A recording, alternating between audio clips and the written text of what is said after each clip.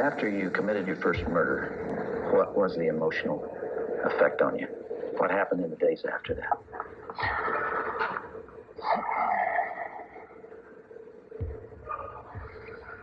It was like coming out of some kind of horrible trance or dream.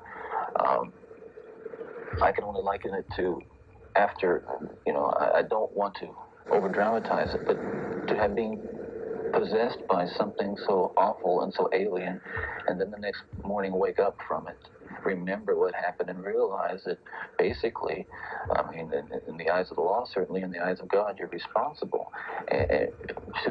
To wake up in the morning and realize what I had done, and with a clear mind and all my essential moral and ethical feelings intact at that moment, absolutely horrified that I was capable of doing something like that. There is just absolutely no way to describe. First, the brutal urge to do that kind of thing, and then what happens is once it has been more or less satisfied and recedes, you might say, or spent, that sense, that kind of energy level recedes, and basically I became myself again. Basically, I was a normal person. I wasn't some guy hanging out at bars or a bum, or I wasn't a pervert in the sense that, people look at somebody and say, I know there's something wrong with him, and just tell.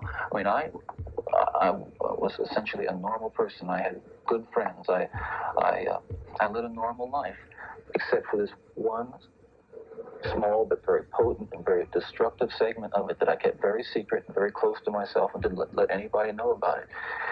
And part of the shock and horror from my dear friends and family years ago when I was first arrested was that there was no clue. They looked at me and they looked at the all-American boy, and I wasn't perfect, but I want to be quite candid with you. I was okay. I was. And the basic humanity and basic spirit that God gave me was intact, but it unfortunately became overwhelmed at times. And I think people need to recognize that it's not some kind of those of us influenced by violence are not some kinds of inherent monsters. We are your sons and we are your husbands. And we grew up in regular families.